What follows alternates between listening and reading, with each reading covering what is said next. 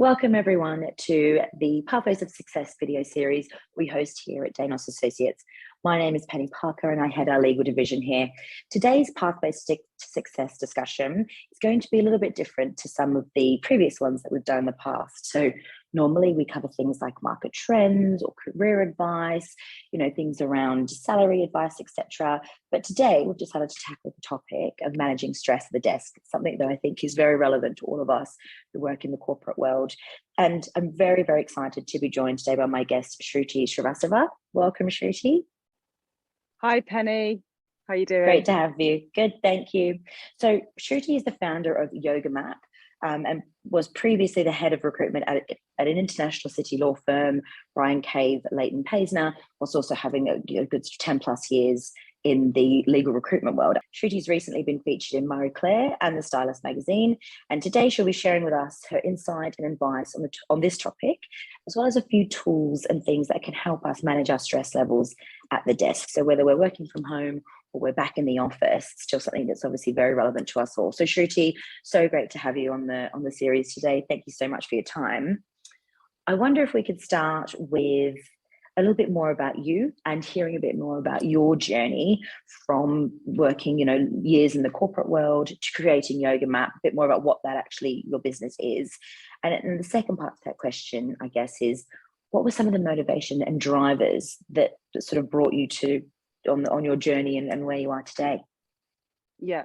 Thank you, Penny. Yes, some great questions. Thank you so much. And first, I should add that I'm in the wonderful southwest of France, not too far from Bergerac, working on a yoga and detox retreat at a lovely place called Maison de Lunel. So I hope you are enjoying the scenery for today. It is a gorgeous backdrop. I'm very jealous.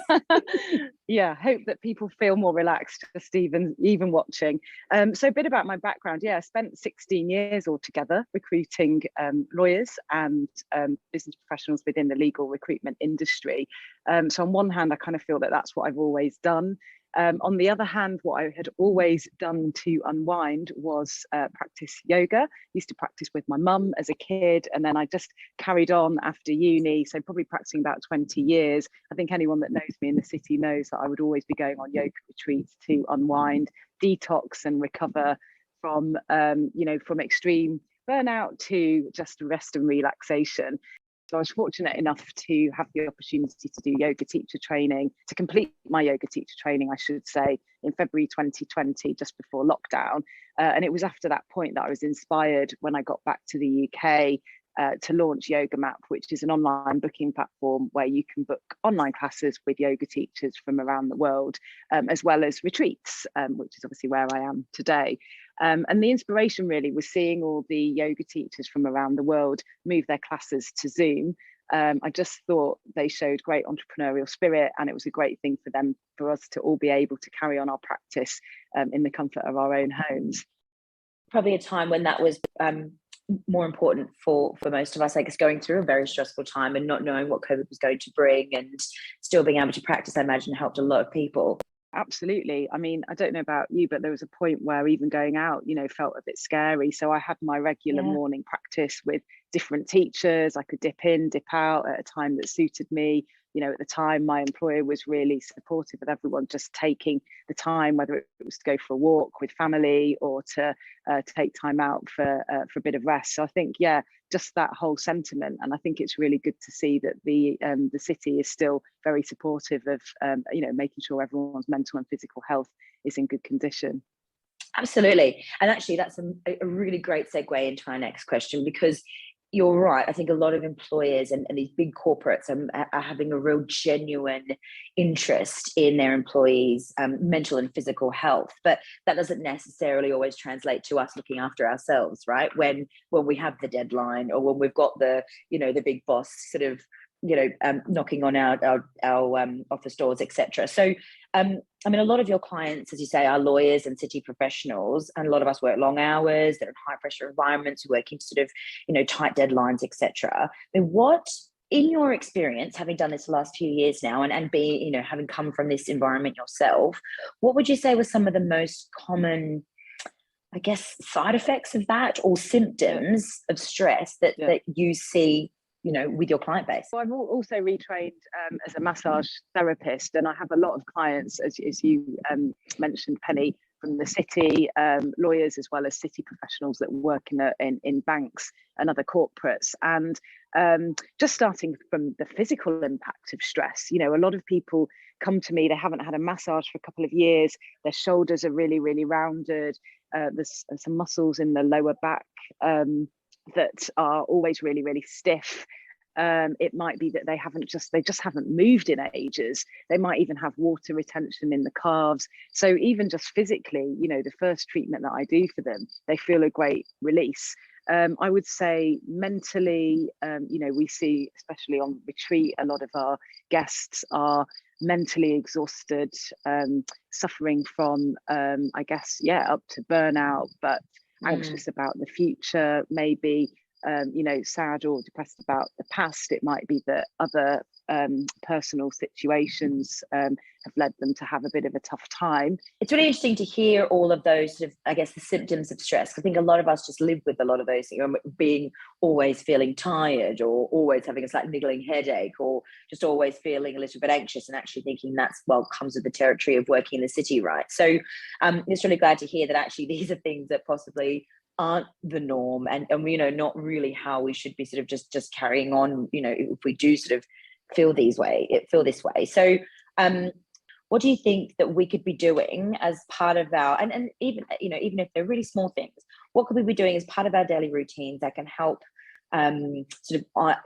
alter this slightly, or help manage and improve our mental and physical health? Small is exactly the emphasis here, even if it's after today, thinking about one or two takeaways that might be helpful, that you kind of think, I haven't thought about that before, or actually just incorporating one extra positive or healthier option in my daily or morning routine might help. So I think for me personally, after leaving the city, I spent the first 3 months really focusing on my morning routine. Just to give you an example, on retreat, we always start the morning at 6:30 with a hot lemon water. Really helps to flush out the digestive system and kickstarts the digestion. So an option could be to switch your very first coffee, if you reach for one, actually for a hot lemon instead. We have a wheatgrass shot, which really helps the cells, cleanse from the inside out, and a green juice, which I have here, my morning one ready to go. But even simpler things, like incorporating just 5 or 10 minutes of silence, a gentle meditation, going out for a walk before you get to your desk. Thinking about maybe it's a lot that we talk about, it's a lot in the press about journaling or gratitude, just doing something that is positive, that's going to set your day up in the right way. And then I think as you go through the day, with the commute, even before I left the city, I would sort of have my eyes closed, maybe listen to some meditation music on the train, instead of getting involved in, the stress of the Northern Line. And I think increasingly there's research that talks about an evening routine as well. We always talk about putting our alarm on in the morning, but maybe thinking about having an alarm ready for a really nice evening routine that can set you up for a good night's sleep. One of the things I forgot to mention in terms of how stress manifests, I know we see a lot of people, whether it's on retreat or whether it's clients that I massage or teach yoga to, that sleep is a problem for them, and it's something that that is it is a learnt behaviour, and we do need to adopt certain, I guess, initiatives or strategies to help us get to sleep well. So it might be taking a hot magnesium bath, for example, to relax the muscles, or listening to a meditation, or indeed doing some light stretching just before bed, making sure that you don't eat too much a couple of hours before, otherwise your digestive system will be on overdrive. So just thinking about a couple of things that might work for you and your schedule. I know it's easier said than done, but certainly things to think about. But I guess we could also pick a couple of those things, right? It's not that you have to implement all of those things every day, because time, it's precious. And I think it's now that a lot of us are back in the city, for instance, and back in the office, as opposed to working from home, it's now I guess learning how to rejuggle all of that, in terms of getting that work-life balance and finding the time to do these things. And actually, one thing that I wanted to mention, I thought, was when you and I have obviously known each other for a while now and talked about this for at least the last few weeks, and you very kindly came in and did a yoga session for us in our boardroom in the office. And I think maybe looking at things like, instead of the traditional drinks on a Friday night, having some kind of a team building experience that, like we did, was a team yoga session. And actually the feedback we had was really positive, and everyone really enjoyed it, apart from the fact that I think at about 4 o'clock we're all sort of super relaxed and falling asleep at our desks. So maybe we'll need to do it later in the day next time. We were just overly relaxed. But yeah, what are your thoughts on that, I guess, in terms of the kind of the sometimes sort of toxic culture, I guess, of the working and work hard, play hard, and how that affects us as well? Yeah, absolutely. And I think particularly in a goal-driven environment, whether that's in recruitment or if you're a fee earner in a law firm or otherwise working, in the bank, I think it is really hard to even, to say no if there is a big night happening, and I've been there myself, and we're working in an increasingly more diverse and inclusive environment as well, in which actually having drinks on a Friday night maybe isn't necessarily as inclusive as it used to be, let's say. So actually thinking about different wellness initiatives or programs. I have a client that takes his whole team to a health spa now, instead of taking them out for drink or lunches. That sounds like a nice perk. Which is which sounds great. Or having an in-office massage therapist to help with really relaxing the mind and the body rather than stimulating it. I think there are so many stimulants around. We were talking about what other things we could do. Switching off your laptop is easier said than done, or your phone before you go to bed, it not being the first thing that you look at when you wake up. Maybe taking a conscious decision not to look at negative news, because all that negativity then ends up feeding what is already a stressed body and an anxious mind. So I think it's just thinking about strategies really that help you make you feel good.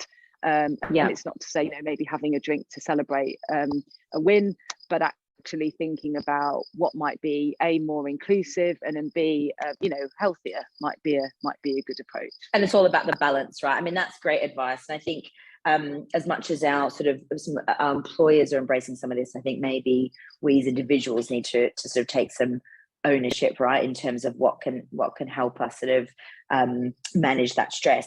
Are there any sort of I guess more physical exercises, whether it's breathing or stretching, that you would recommend that in a moment of great stress at the desk we could use to sort of help us in that moment? Absolutely.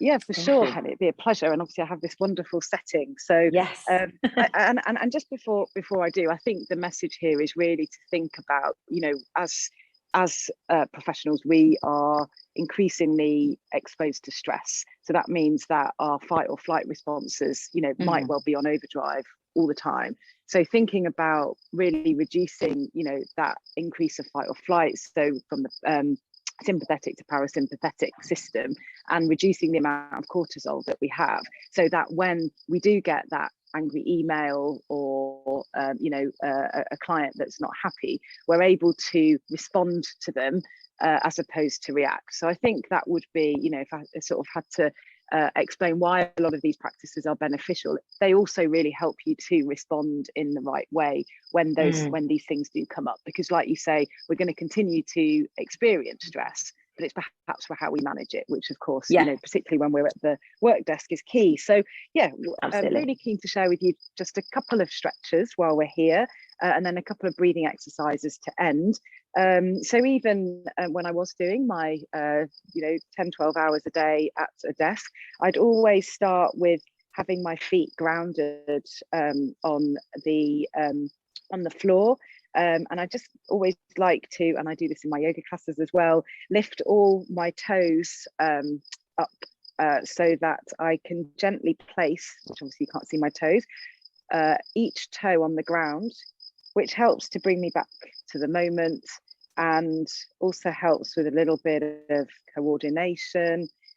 It always makes me smile as I try and get my middle toe on the ground and big toe. So my feet are grounded, and then just relaxing my lower body rolling my shoulders back and down, and then you can gently place your hands on the top of your thighs, and then just taking a few neck rolls here. So we're only going halfway and just starting to open up the neck. So I tend to find with a lot of my desk city working clients that the physiotherapists, they come to me with very tight shoulders. Often ends up meaning that they've got very tight muscles around the neck here, the back of the head. So just releasing the neck and the shoulders, and then coming back to center. And then we're going to head over to the other side. So just gently releasing the neck and shoulders, round to the right. And then if you would like to join me, Penny, for the next one. Sure. We're just going to place our left hand on our right thigh. And then depending on where you're at with your chair, you might have a back. I'm going to place mine on the bottom. You can just take a gentle twist of the upper body. So again, just releasing the lower spine. And gently gazing over to the right. I tend to find there are a lot of clients who actually struggle just to look over their shoulders. Wow, so is that from time day, spent at the desk? Yeah, and just tension, Yeah. you know, it's that stress at the back of the neck. So just taking a gentle twist to the opposite side, using your right hand on your left leg as a bit of a lever. And then inhaling to come back to center. And then just lifting, so a little bit of a opening in the hips, which again, I can't tell you how many tight hips I tend to see. So just hugging that right knee into the chest, and then hugging the left knee into the chest, just to open up here. And then starting to think about the breathing. So breath work is increasingly becoming more and more popular as a session or an exercise in itself.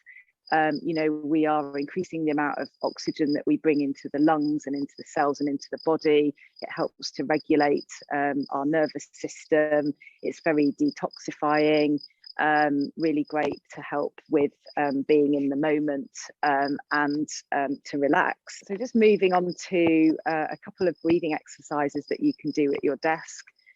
So a really simple one is to focus on the count of the breath in for 4 and the count of the breath out for 4.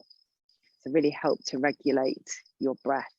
So inhaling for 4, 3, 2, 1, and exhaling for 4, 3, 2, 1. Inhaling and exhale. One more inhale and exhale.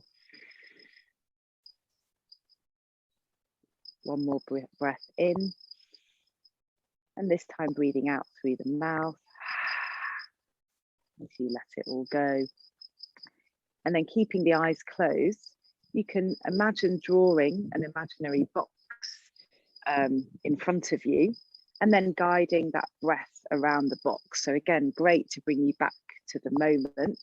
And so starting at the bottom right hand of the box, so breathing in for 4, 3, 2, 1, and then breathing out top right to top left, 4, 3, 2, 1, breathing in for 4, 3, 2, 1 as you draw the line to bottom left, and breathing out for 4, 3, 2, 1 as you draw the line of the square bottom left to bottom right. So you can do that one more time, breathing in for 4, 3, 2, 1 to top right, breathing out for 4, 3, 2, 1 to top left, breathing in for 4, 3, 2, 1 to bottom left, and breathing out for 4, 3, 2, 1. So you can continue the rounds of box breath until you feel that you're a little bit calmer, a little bit more balanced, hopefully feeling a little bit more relaxed. Feeling much more relaxed myself as well. Thank you so much. So I think that probably brings us to the end of today's podcast or today's video episode. But I just want to say a massive thank you to Shruti. Thanks for your time today. Thanks for sharing your knowledge and experience with us. Because I think, there's lots of really important things that help us in our journeys in our professional lives. When I think of there's little things that we can be doing to help ourselves every day, then we really should be. So really appreciate your time. And if anyone has any questions or wanted to see find out a bit more about Yoga Mapp, they can visit your website, presumably. Can check out the website yogamapp.com if anyone wanted to book or try a single session with one of our teachers. I've got a number of amazing independent teachers on there running classes through Zoom. Also look out for our real life events. So we're running retreats here over the course of the summer if you're looking to go a little bit deeper. And if you wanted to do something a little bit more fun, more chilled, more relaxed with your team or within your organisation, then feel free to reach out. It's not just yoga teachers that I work with, also nutritionists, massage therapists, other wellness experts. So yeah, it'd be great to, That's amazing. Great to see. Absolutely, and we're looking forward to our next team yoga session. So enjoy the south of France. It's a great way to spend your summer, and we'll hopefully see you on the series again very soon. Thank you so much for your time, Shruti. Lovely to see you. Thanks, Penny. Thanks a lot. Bye-bye.